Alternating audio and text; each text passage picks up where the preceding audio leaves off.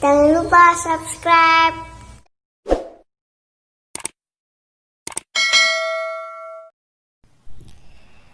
Babat para wali bagian 3. Maulana Ishaq, keturunan Sayyid Jungeb dari Arab, saudara ipar Syekh Maulana Ibrahim, memiliki putra yang bernama Sayyid S dan Sayyid Yakub, semuanya keturunan Rasulullah. Kedua Sayyid mendengar bahwa sepupunya telah mulia di tanah Jawa dan diterima dalam berdakwah. Keduanya memutuskan untuk turut datang ke tanah Jawa. Menaiki perahu, akhirnya sampailah di tanah Jawa. Keduanya berpisah setelah mendarat karena tujuannya berbeda. Sayyid S menuju Majalengka atau nama lain Majapahit, sedangkan Sayyid Yakub menuju Blambangan. Sayyid S di Majapahit mengabdi pada Prabu Brawijaya. Sang Prabu sangat mengasihi dan mempercayai Sayyid S sampai diangkat sebagai putranya sendiri. Saya berikan nama baru padamu Sayyid S. Mulai sekarang kamu adalah Raden Suta Maharaja, sabda sang Prabu Brawijaya. Namun seperti para sepupunya dulu, Raden Suta Maharaja tidak betah tinggal di Majalangu atau Majapahit karena jauh dari warga yang telah memeluk agama Islam.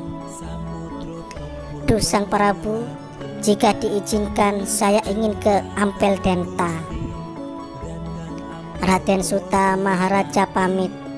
Melihat bahwa putranya tersebut tidak kerasan di Majapahit, Prabu Brawijaya mengizinkan sampai di Ampel Denta.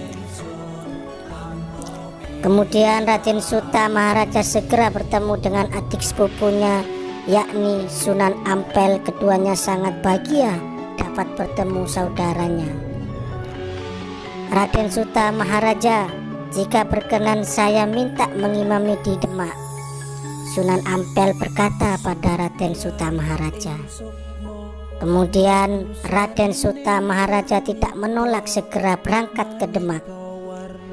Banyak orang yang ikut tinggal di Demak dan masuk agama Islam begitu Raden Suta Maharaja menjadi imam di sana.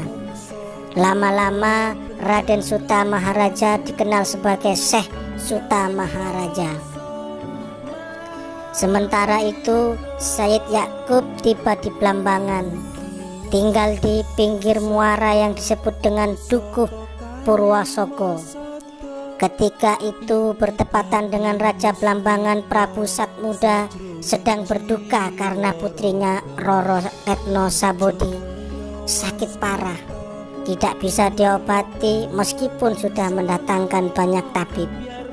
Raja mendengar bahwa di muara ada seseorang yang baru datang tinggal di tempat yang sepi, seorang pertapa.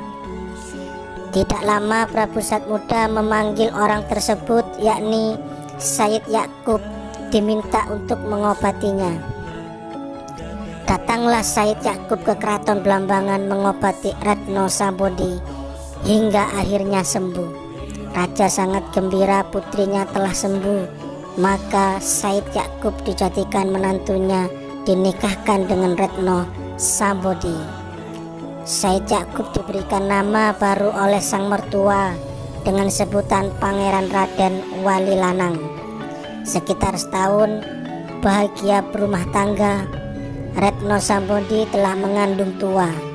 Pada saat itu Raden Wali Lanang menyampaikan permohonan pada Prabu Satmuda.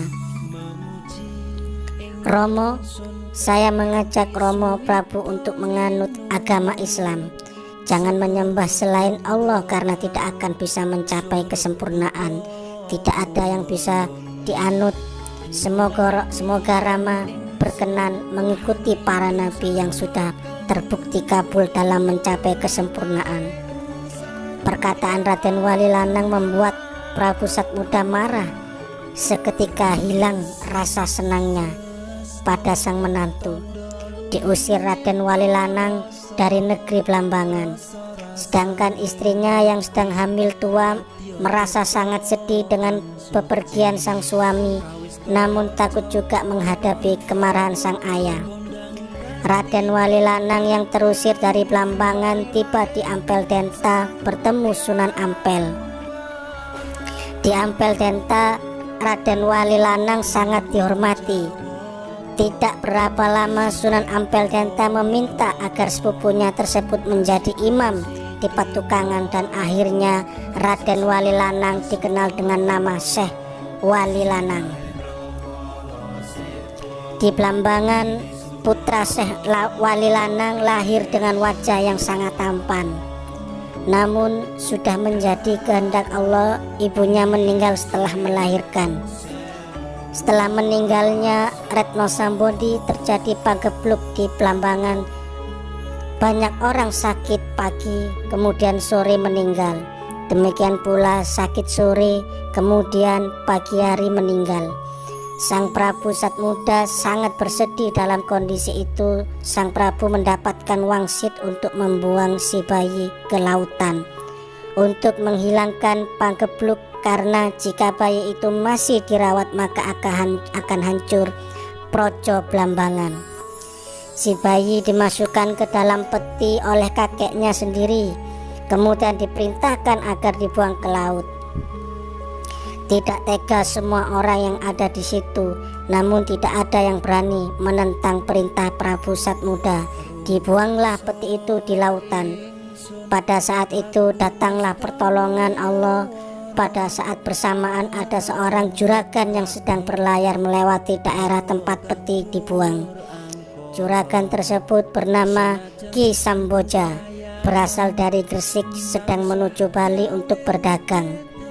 Di tengah lautan, Ki Samboja melihat ada peti yang mengambang, namun anehnya peti tersebut bercahaya.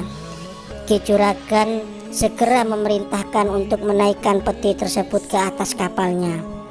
Kaget Ki Samboja melihat peti berisi bayi tampan yang tadi mampu menyiratkan cahaya. Ki Samboja tahu bahwa si bayi adalah terah keturunan luhur di wilayah tersebut. Sangat senang Ki Samboja karena dia belum mempunyai anak, sehingga si bayi diangkat sebagai anaknya sendiri, dibawa pulang ke Tandes. Si bayi diberi nama Raden Satmata. Tidak berapa lama Ki Juragan meninggal. Raden Satmata diasuh oleh Nyi Juragan Samboja.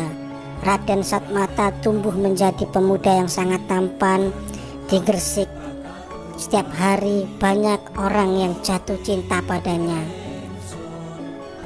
Datang pula ke Jawa saudara dari Syekh Suta Maharaja dan Syekh Wali Lanang bernama Syekh Waliul Islam yang langsung menuju Ampel Denta.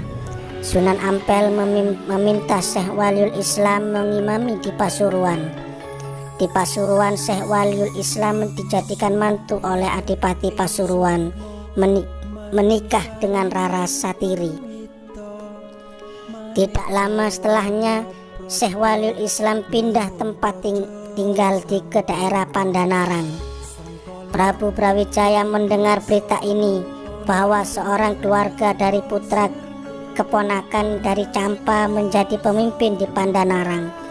Prabu Brawijaya menetapkan kedudukan Syekh Waliul Islam menjadi Adipati Pandanarang.